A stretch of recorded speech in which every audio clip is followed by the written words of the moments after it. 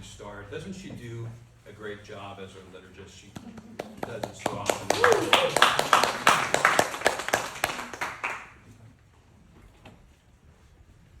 It is really a pleasure for Vanessa and I to serve in this position.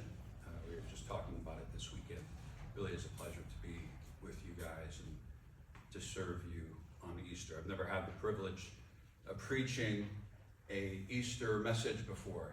Always was stuck with one of the other messages, being that associate guy. So bear with me. I want to talk today by beginning with a thought experiment.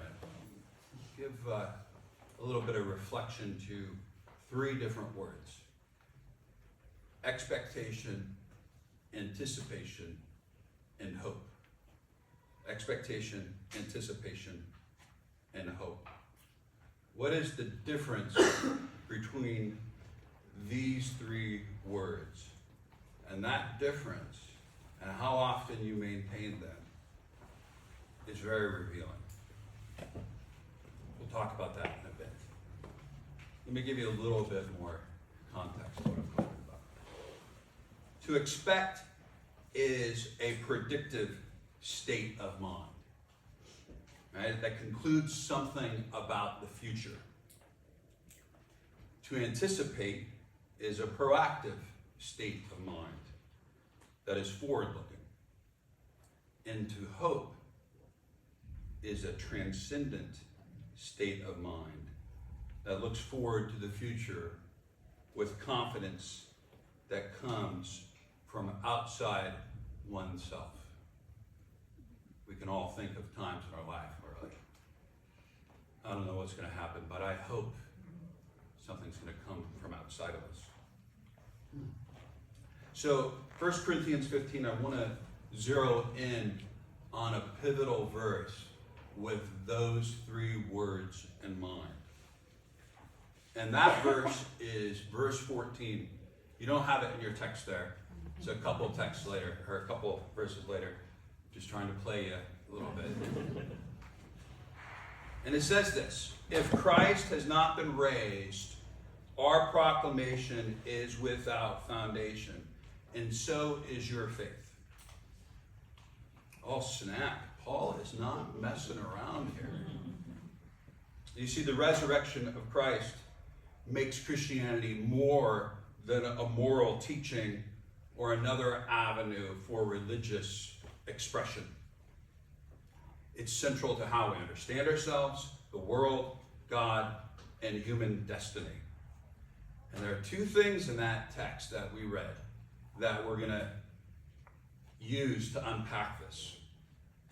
And this phrase, according to the scriptures, in the appearance of Jesus after the crucifixion. You see, the phrase, according to the scriptures, refers to the fulfillment of the Old Testament. It couldn't have meant the New Testament because most of it still had to be written. Only Galatians, 1st and 2nd Thessalonians, and Ronnie, check me on this, and maybe James. Maybe. You take an earlier date. Were written. So that leaves 24 books. A modern equivalent of a scholar, Paul the Apostle knew the Old Testament thoroughly. In fact, it was his go-to.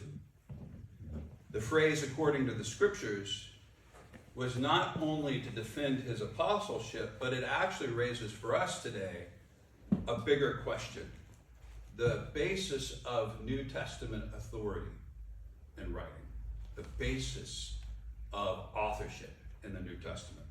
Said another way, on what authority did the New Testament authors interpret 50 plus, maybe even 100 Old Testament texts as prophesying Jesus as the long-awaited Messiah? On what authority did they do this? And more generally, on what authority did the New Testament authors perceive their interpretation as befitting to the Old Testament?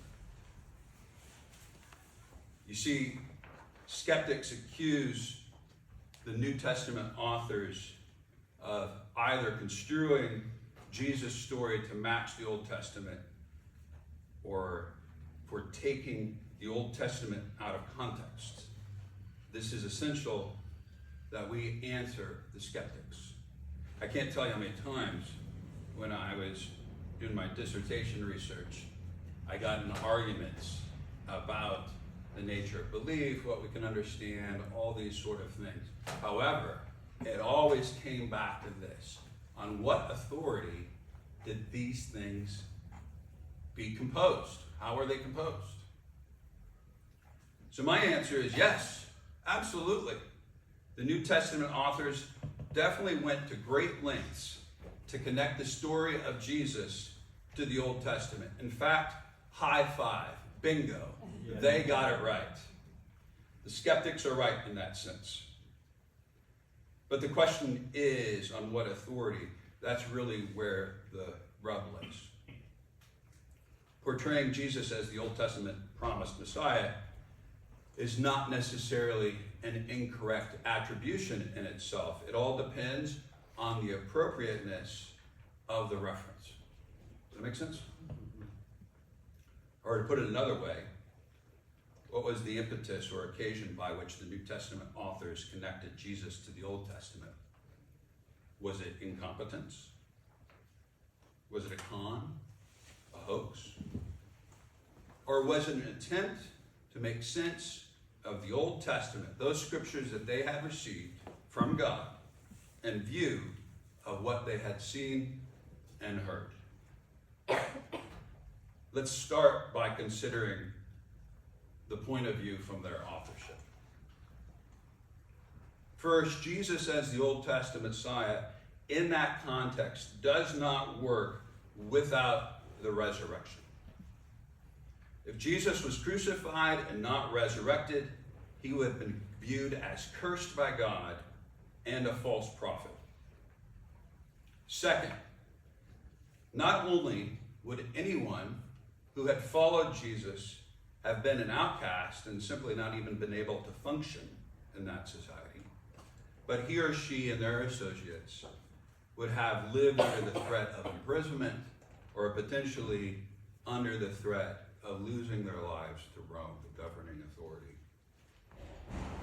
Third, consider the fact that each and every single apostle lived in rags their entire life, were persecuted, and except for John, who was banished to the island of Patmos, died gruesome deaths as martyrs. The testimony of the apostles reflect what they saw as the basis for their authorship. It reflects their value, their truth claim. In fact, it reflected so much they put their life to support it. So please allow me to unpack this a little bit more. I'm not intending to be morbid, though the macabre humor is not wasted on me, as many of you know. But I do want to give the testimony of the apostles their full weight. So let me go through this. Andrew died, bound, not nailed, for 2 days to an egg-shaped cross. Bartholomew, or Nathaniel, so many syllables in their words, it makes it hard to get dry mouth. He was skinned alive and crucified upside down. James, the son of Zebedee, the brother of John, was stabbed and beheaded. James, the son of Alphaeus, was thrown from a pinnacle of the temple at Jerusalem, stoned and then clubbed. Jude, aka Thaddeus, was beaten with a club and then crucified.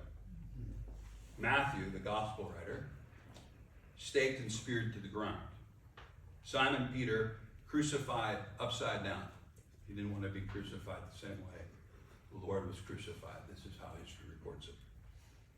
Philip, after he was tortured for hours, was impaled by iron hooks through his ankles and hung upside down. Thomas, or Didymus, thrust through by a spear. John Mark, the gospel writer, also had some dealings with Paul, a little levity in there for you nerds. Dragged to death by horse. Luke was hung on an olive tree. Paul, the apostle, formerly Saul of Tarsus, beheaded. James, the half-brother of Jesus, beaten to death with clubs after surviving being thrown off of a high wall in Jerusalem. Each one of the apostles held their faith to the very end. Anywhere from 12 to 40 years after Jesus' crucifixion, not a single one recanted. There, completely alone, in agony, and death imminent, they held firm. What compelled them? Jesus appeared to Peter. This is what Paul writes in 1 Corinthians 15. Then to the 12. Then he appeared to over 500 brothers and sisters at one time. Most of them are still alive, but some have fallen asleep. That's Paul's way of talking about people who have died that have been in the faith because they're not really separated from God. Then he appeared to James, then to the apostles, last of all to the one born at the wrong time. He also appeared to me. See, most of the New Testament authors and apostles had not only seen Jesus after his crucifixion, but interacted with him personally. Could this be why they held to their faith? Could it be that Jesus' resurrection was the authority by which they interpreted the Old Testament? Now, many skeptics have concurred that if the apostles think that they saw Jesus after the crucifixion, it makes a lot of sense why they took their faith to the grave, if they think they saw him. So all sorts of naturalist theories have been offered to explain the empty tomb and how Jesus appeared. We're going to go through them, the basic ones, the main ones. It's important that you understand them.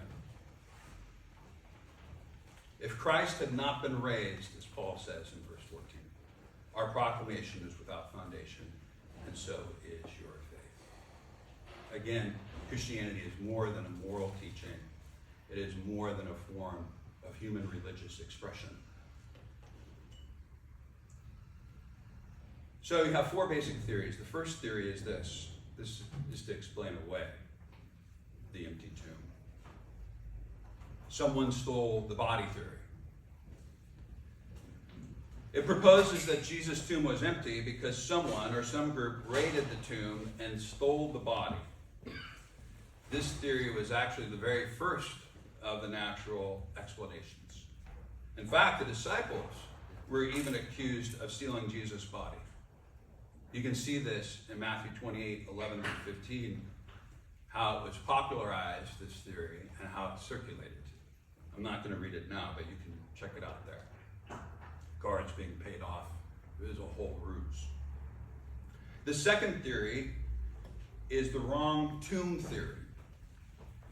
This is the theory that the women who went to maintain Jesus, always blame the women these days, went to maintain Jesus' tomb actually went to the wrong tomb and their grief and sorrow. Then upon finding an empty tomb, the women returned supposedly as damsels to the disciples and falsely reported that Jesus had risen from the grave. The third theory tries to explain that Jesus' appearance after his crucifixion was a hallucination. Commonly referred to, as you can see, the hallucination theory. There are a couple different versions of this theory. They all pretty much say the same thing, that Jesus' sightings, as the name suggests, were a distorted mental event. And then the fourth theory, which I've personally done a lot of research in, is called the swoon or the resuscitation theory. This is the theory that Jesus simply revived in the cool, damp air of the tomb, got up, and exited. So there you have it. Four natural explanations, and I have debated these at length of how Jesus was seen post-crucifixion. Stolen body theory, the wrong tomb theory, the hallucination theory, and the swoon theory. It's not a swoon over some dude or some gal like you're in high school. It's like, okay, little done. So these are some form of their combination has been used to dismiss the theological or divine origin of Jesus' resurrection after his crucifixion. Now we're going to go through the logical evidence for Jesus' resurrection. And you'll notice I'm not going to appeal to any scripture or any doctrine or anything like this. This is very intentional because you need to meet people where they're at in their viewpoint. Okay? So, no particular order, but all of these together can make a very robust cumulative case for something's going down here in the dust of Jerusalem. First, you have the decisive change in the apostles' attitude. And we have sound effects this morning. The apostles went from denying Christ, literally running and hiding for their lives, to serving the church for decades despite extreme persecution and ultimately a martyr's death. They did an about-face. They did a